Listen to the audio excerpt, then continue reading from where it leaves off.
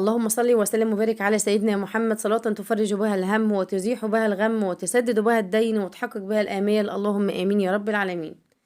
صباح الورد والفل والياسمين على أجمل متابعين من داخل مصر ومن خارج مصر، إخواتي الغاليين في كل مكان. جمعة طيبة ومباركة علينا وعليكم يا رب بالخير والبركة والسعادة. ده روتين يوم الجمعة. طبعا بدأت فيديو لازم كده ان احنا نكسر من الصلاة على رسول الله عليه الصلاة والسلام في يوم الجمعة. ما تسيبوش كده اليوم يعدي، طبعا يوم الجمعة ده فيه ساعة إجابة. فلازم كده ان احنا اكسروا كده من الاستغفار وذكر الله والمحافظة كده على الورد اليومي، سواء تقري صفحة من المصحف او صفحتين، جزئين زي ما انت عايزة وزي ما ربنا يقدرك. تصلي كده صلاة الصبح وبعد كده تقري جزء من المصحف او زي ما قلت لك، يعني على قد ما ربنا يقدرك. زي ما شفتوا بقى كده فيديو النهارده بدأت. طبعا اول حاجه روقت غرفه المعيشه، بما اننا كنا يوم الجمعه طبعا صحيت كده بدري وروقت اول حاجه غرفه المعيشه. كنت عاملاها معاكم ومطلعه الكراسي فوق السطوح ومطلعه كل حاجه، وغسلت الصاله وكل حاجه زي ما انتوا شفتوها في الفيديو. طبعا النهارده كده على السريع، طبعا ما ينفعش بقى يوم الجمعه كده نقلب الدنيا ويكون بقى جوزك قاعد وكده لا، خلي يوم الجمعة ده يوم يكون ما فيهوش شغل كتير، يعني يكون يوم بسيط كده. بما انك بقى جوزك مرتاح في اليوم دوت وفي البيت، ما نزودش بقى كده، يبقى حاجات بسيطة كده وحاجات طبعا عشان يحس بالراحة. طبعا اليوم اللي هو قاعد فيه يبقى كده يوم مريح كده، ويوم طبعا يرتاح فيه. فزي ما شفتوا كده طبعا هنا دخلت عشان الم الغسيل بعد ما خلصت بقى غرفة المعيشة. بس اول حاجة كده يلا بقى حطوا لي اللايك، اللي لسه ما حطش اللايك حطوا لي اللايك للفيديو، واللي اول مرة اشوف قناتها طبعا لو عجبتكم طبعا هتفرحوني باشتراككم، واللي متابعني ومعايا من زمان ربنا يخليكم ليا ما تحرمش منكم ابدا يا رب. كل اللي معايا من زمان واللي دخل عندي جديد ربنا يكبر بخاطركم ويسعدكم ويفرحكم باولادكم كده، وكل سنة وانتم طيبين. وبعد كده دخلت لميت الغسيل، كنت نشر الهدوم البيضة ولميتها، وبعد كده قلت بقى اكنس كده البلكونه واغسلها برضو زي ما انتم شايفين كده، المعها كده برضو تبقى نظيفه كده على السريع. شلت الفرش الاول وحطيته زي ما انتم شايفين كده، وعملت الحديد البلكونه بالفرشه، وبعد كده لمعت البلاط. يلا بقى كده طبعا هنا داخلين بقى على شهر رمضان الكريم، كل سنه وانتم طيبين. عايزين كده نخلص كل حاجه ونخلص اللي ورانا زي ما قلت لكم، عشان بقى كده نفضى طبعا لازم هنقف في المطبخ في شهر رمضان. مش هنقول بقى مش هنطبخ كل يوم، هنقف برضو في المطبخ، بس يبقى كده الشقة عندك نظيفة وبيتك نظيف، وتبقى كده فاضية بقى كده للصلاة، وكمان قراءة القرآن.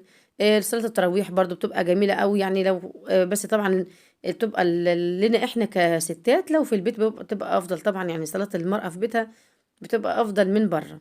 فطبعا زي ما انتم شايفين كده اهوت، فبحاول بقى كده ان انا اخلص معاكم واروق معاكم الشقة قبل رمضان، عشان كده يبقى شقتنا طبعا نضيف. طبعا على طول بنروق وعلى طول الترويق، بس لازم كده نفكر بعض ونشجع بعض، ان احنا لو بقى في اي حد مكسل، في اي حد تعبان نفسيا زهقان، فلازم بقى كده ان احنا نشيل اي حاجة كده من دماغنا ونخلص على طول، ونبقى كده زي ما قلت لكم فاضيين كده ان شاء الله للشهر الكريم. ربنا يجعله شهر كده مبارك علينا وعليكم، اللهم امين يا رب العالمين.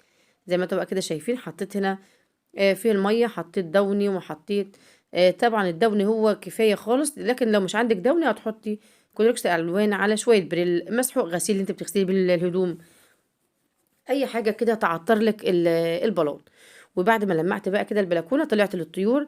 طبعا ده كله كان بدري، كان لسه الصبح بدري، وكان يعني قمت كده والاولاد نايمين وجوزي نايم، قلت بقى كده اطلع للطيور برضو و افطرهم. بعد ما خلصت بقى كده الصاله من بدري وعملت البلكونه ولميت الغسيل، وطلعت بقى كده هنا للطيور. قبل ما احضر الفطار طلعت للطيور علشان احط لهم بقى كده الاكل والميه. طبعا الجو يعني ابتدى كده يبقى حر، فلازم نخلي بالنا من الطيور، وخاصة بقى لما تكون فوق السطوح كده نخلي بالنا علشان الجو حر.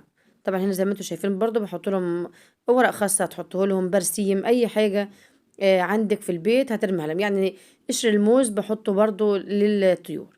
اي حاجة بتاعة الاكل بحطها للطيور، طبعا غير الحاجات اللي بتترمي في الزبالة دي خلاص.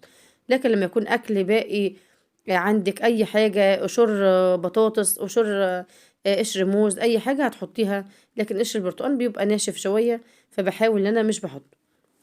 وطلعت بعد ما طلعت للطيور طبعا كنت بقى هنا نزلت حضرت الفطار وفطرنا، وجوزي راح على الجامع، وقلت بقى كده نحضر الغدا هنا زي ما انتم شايفين كده مع بعض. هنا جبت هنا طبعا عملت السلطة وبطاطس محمرة والمخلل، وهنا السمك. السمك ده كان عندي في التلاجة وطلعته سخنته. زي ما انتوا شايفين كده، كان قبلها بيوم كان عندنا السمك دوت وطلعته وسخنته. طبعا قلت بقى كده أكلة بعيش، يعني مش لازم بقى كده. لو مش محتاجة الرز مش لازم يبقى في رز، طبعا الرز الكيلو عاد ب27 جنيه. فلازم بقى كده ان احنا نحاول نبقى ما يكونش فيه تبذير ولا يكون فيه، يعني الحاجة اللي احنا طبعا مش لازم رز خلاص. اكل بعيش جميل اهوت. ممكن نعمل الرز وما ناكلوش، وخاصة بقى زي ما قلت لكم احنا داخلين كده على الجو الحر. فقلت بقى كده اكل بعيش جميل اهوت، وسمك وسلطة وبطاطس محمرة، وسخنت العيش والمخلل كمان. بعد كده بقى قلت كنت جايبه السبانخ ديت من السوق عندنا. وقلت بقى كده اعملها علشان يبقى كده تفريزات رمضان. فرزت معاكم قبل كده عصير برتقان، وفرزت معاكم الكرنب وخضرة المحشي. طبعا مفرزة معاكم حاجات كتير، بس كل حاجة كانت يعني موزعاها كده على كام فيديو. والنهارده ان شاء الله هنعمل مع بعض السبانخ وكمان القلقاس. طبعا اول حاجة كده بعد ما نقيت بقى كده لو في اي ورقة مش نظيفة، اي ورقة صفراء، اي ورقة حاجة، شلتها الاول من السبانخ. وبعد كده مية غزيرة اهيت ومية جارية، وكنت بغسل بقى فيها كده. طبعا ممكن تقطعيها ويعني وبعدين تغسليها، وممكن تغسليها بالطريقه ديت، بس طبعا تكوني متاكده ان تكون يعني غسلها بطريقه حلوه زي ما انت شايفه كده. غسلتها اكتر من مره يعني. اشيل واغسلها تحت الحنفيه وفي المصفى احطها هي. وبعد كده اكب الميه تاني، وزي ما انتوا شايفين بغسل المصفى كمان اهيت، يعني كل بين غسله والتانيه بغسل المصفى تاني. وهشيل بقى كده هي زي ما انتوا شايفين. وزي ما قلت لكم ميه غزيره اهيت، وكمان كل شويه اغير ميتها. طبعا كده عشان ما تبقاش فيها، طبعا بيبقى ممكن تلاقي فيها كده حاجات، يعني سبانخ والكوسه والحاجات ديت، الحاجات الخضرا ديت لازم ان احنا نغسلها كويس جدا عشان ما يبقاش فيها حاجات كده زي الرمل والحاجات دي. فلازم زي ما انتوا شايفين عماله اغسلها لحد ما ميتها بقت نظيفه خالص اهيت. وكمان مره زي ما انتوا شايفين، وهركنها بقى كده على جنب تصفى ميتها. وكنت جايبه بقى القلقاس طبعا هنا على فوطه، وسبتها بقى كده تصفى ميتها، وزي ما انتوا شايفين اهيت نظيفه وجميل.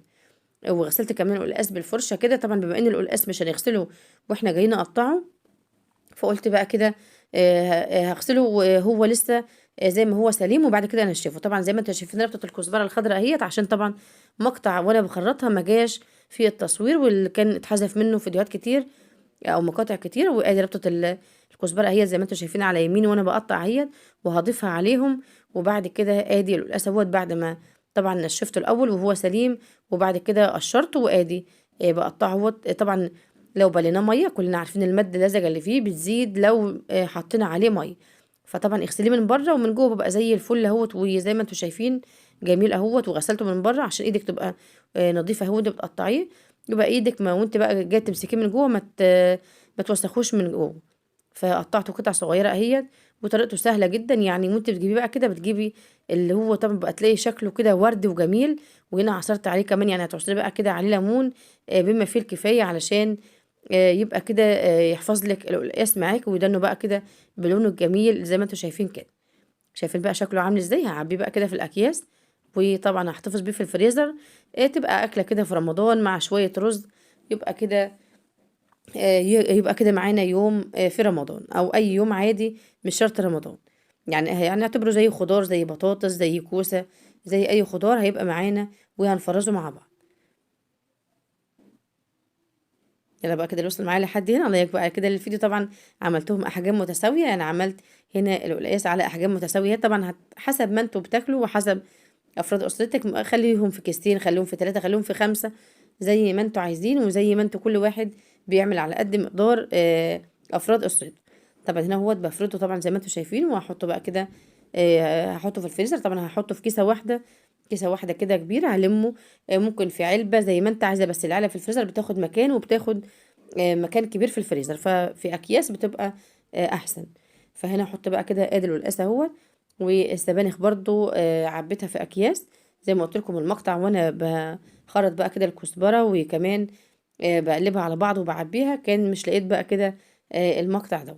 ادي السبانخ اهيت، وضفت عليها بقى كده الكزبره اهيت. وزي ما قلت لك بقى هتعبي الحاجه حسب افراد اسرتك وحسب بيتك وزي ما انتوا بتحتاجوا في البيت. وده بقى كده كان فيديو معاكم النهارده، ايه رايكم بقى كده؟ يا رب يكون عجبكم وينال رضاكم. ما تنسوش بقى كده يا حبايبي باللايك عشان هو اللي بيرفع الفيديو. اتمنى يكون عنده حسن ظنكم في رعايه الله، والسلام عليكم ورحمه الله وبركاته.